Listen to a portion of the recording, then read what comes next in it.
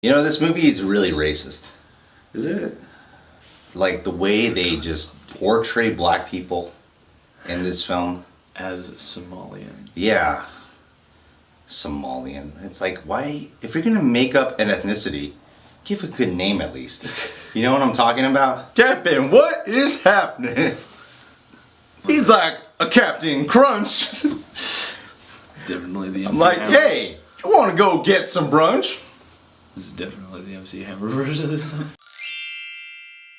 Hi, I'm Ryan Wright. And I'm Jerry. Welcome to Reasons to See. Where we give you reasons to see. I don't think we're gonna have any, but in case not to see. Captain Phillips. So let's hang out. Aye aye, arr.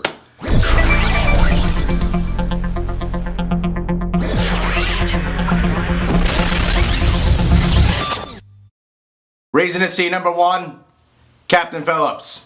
Captain Phillips, are you there? Captain Phillips. Captain Phillips. Captain. Like, this movie really should have been called Captain Phillips. Captain Phillips is cool. It isn't quite one of those movies where it's like he's an ordinary guy and now he's a superhero. You sort of watch him the whole time try and come up with ways of sort of outsmarting these guys. Tom Hanks' performance in this, I didn't quite get it when people were like, oh, it's so powerhouse, this is one of his best of all time. Until the end. Yeah. I'm gonna tell you the end right now. Basically what I got from it, without ruining anything for you guys, is like... He dies at the end and then goes on to write the book the movie is based on. Yeah, he is like the Jesus of our time. Yeah, that's what the movie The Ghostwriter is about. Is about him writing this book after he's dead. Yeah, and then he also got a motorcycle, and that's what Ghost Rider is about. It is. Captain Phillips is at a very strange afterlife. When I was watching it, I suddenly realized, like, dang, this is not like your typical type of film where it's like, oh, he starts off like this and then he grows into this whole other being. Yeah. What you really see is like, damn, this guy has to live with this experience, you know? Yeah, it's, right? like, there's some trauma that's gonna, like,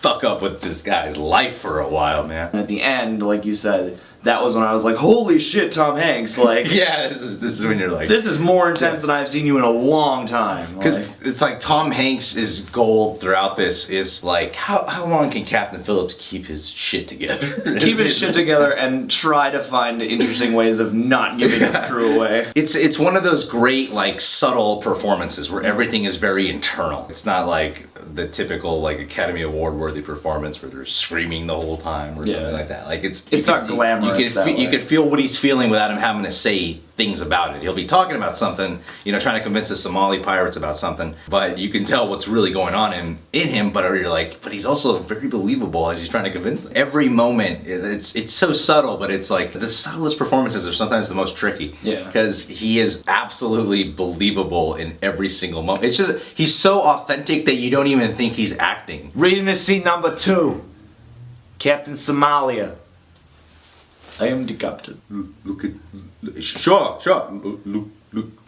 Sure, yeah, I'm looking. Just look, I don't know what you want me to do. It's a whole 15-minute sequence. It's the most confusing in the film. It's when you really understand the dynamic between Captain Phillips and this guy, whose name, do you know his name? I don't know his name. Barkhad Abdi is the actor's name, and the character's name is spelled like Muse, but I think they kept saying Muse. Yeah, this movie really likes that band a lot. This guy was cool. I've never seen him in anything before, and he wasn't your typical villain, because something about him was, you know, a little sympathetic, which I kind of did not like at times. At times it was like, you seem a little foolish. See, that was, and I did like that. That was a little too foolish. It's like he had this quality of like, he had so much invested in what he was doing. It's like moments kept playing out where I'm like, you're not making the best decisions, but I believe in this moment that I would follow you if I was your you know, lackey. I didn't walk away from the performance thinking about like a couple of moments. But for the most part, I did like him because like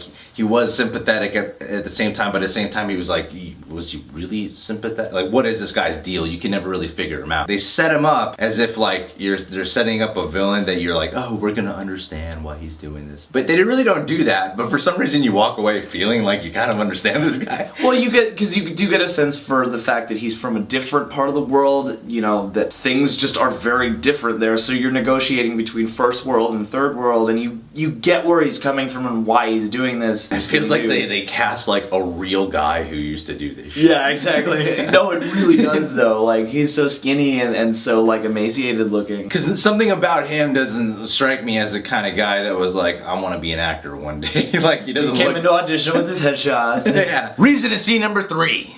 The directing and cinematography.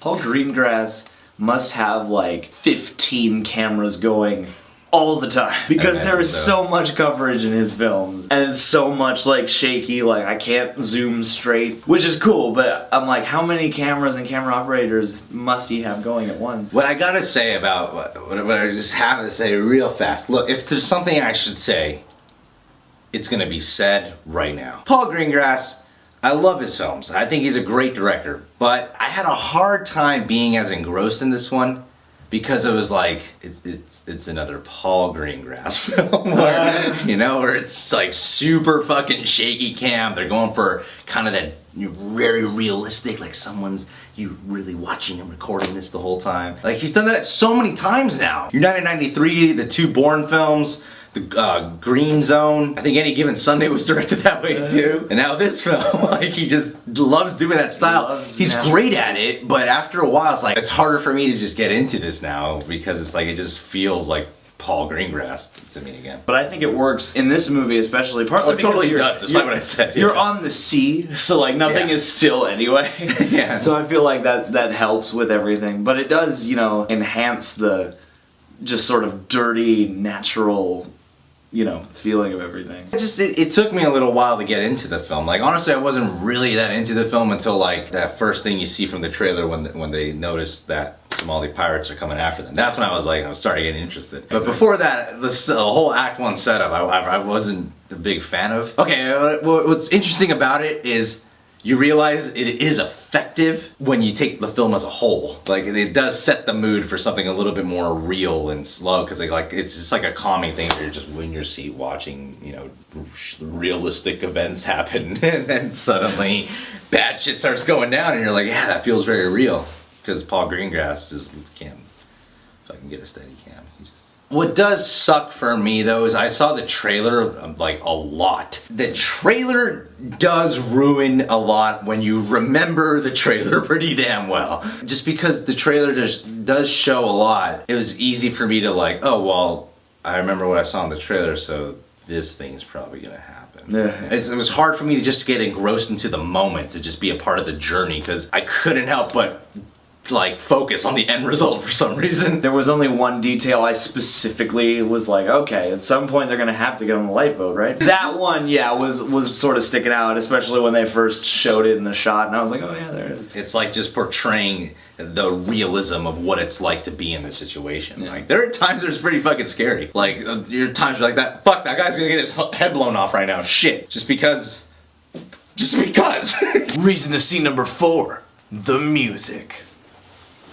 Honestly, the music was probably the first thing that I noticed where I was like, okay, I see what people are talking about here as a good film. People have been talking about this music. Because there's no music for a while, and then when the music comes, it's pretty cool, you know? Like, I think they used some music when they introduced the villain, but the music that they used to for a lot of the high stakes tension scenes is very good. It's not intrusive in the sense that it's not wall-to-wall music. Like, it comes in and out, you know, an interesting mix of that sort of fast-paced, you know, arpeggiated synthy stuff, and then, not synthy stuff like pop, but, you know, the and then mixed in with more tribal, you know, and percussive sounds. Dude, I love the tribal sounds in the music. Yeah, it's great. Reason to see number 5, the editing. Yeah, the editing in this film is impressive because sometimes it's hard to notice editing just because it's supposed to look flawless. Yeah, you're not supposed to notice. Yeah. But when I was watching this movie, I was thinking like what you were saying earlier, there's so much coverage. Going through this footage must be fucking exhausting with this guy. Yeah, it's like any Paul Greengrass movie, I gotta imagine that it takes a magician to sift through all that footage and be like, this looks like a movie. Nominate him! Academy of Motion Pictures Science. Arts and Science. Arts and Science.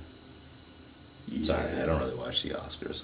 I'm that guy. Yeah, you are. I'm that film guy who's like, I don't really care about the Oscars. Ryan's Consensus! A thrilling yet very realistic thriller is the reason to see Captain Phillips. A thrilling yet realistic thriller is the reason to see Captain Phillips. Yeah, I think like just that is the best way for me to describe it, and when you're encompassing all of it, because it is very just real fucking realistic. Jerry's consensus: a gritty thriller with some good performances is the reason to see Captain Phillips. A gritty thriller with some good performances is the reason to see Captain Phillips. Tom Hanks and Bakar Abdi, is that his name? Those guys playing off each other, and you know, Paul Greengrass's general style, all that stuff mashing together is you know what I dug most about this. Thank you guys for checking out our show. Why don't you go ahead, scroll to that comment box below and tell us, what the fuck did you think of Captain Phillips? And once you're done with that, come on over here and click this button so you can see more episodes of Reasons to See. More episodes. We're getting close to 100. Are we really? That's crazy. Yeah, and we need more followers. That's why you're gonna like us on Facebook, and you're gonna follow us on Twitter. And then once you're done with all that good stuff, you're gonna want to get updated every time a new review or a video is out, right? So, subscribe. I thought this film was gonna make him like an action hero or something. He's not really an action hero, you know? Well, and he's not really that, like, none of his plans really work all that well. You know, they always backfire. Yeah, it's like, you can really tell he's grasping for straws most all of this movie, which I thought was interesting. This movie is a good example of just how when you have, like, a protagonist and an antagonist who believe equally in what they're doing, and watching those two things collide, that's what's up. Yeah, kind of like God and the devil. That's exactly what this movie's a metaphor for. Yeah, in a way. That's exactly it. Let's face it. Because heaven is the boat. Heaven is the... Is the boat. That's why Noah made the ark. That's right. 2 of every kind of cargo. Yeah. And you know, the Bible's racist. They don't like blacks. Is it? Some people might say like, Ryan, you shouldn't say that. But I'm going to go on record and say the Bible is racist against black people. Be careful with what you go on record with. I just, look, it's there. It's all there. They specifically pointed out. I'm just kidding. God likes black people. I mean, arguably. He made all this stuff. Why wouldn't he like it? Yeah. It's like, I'm gonna make a whole bunch of things, but I only like the white ones. People go, we're all God's children. And then I think, okay, really think about that for a second. Father and son or father and daughter, right? Why would you ever end up doing something where God, your father, is gonna be like, fuck you, I want nothing to do with you anymore? Really? He's God. He can handle anything. So why would he just be gay? No son of mine. No son of mine will be a homosexual. Think about it. Would you disown your own son? Why would you disown your own son? Because God doesn't approve. What makes you think you know that God... why would God judge that? Going on record here saying God is okay with gay people. Huh. That's going to get us way more views. Yeah.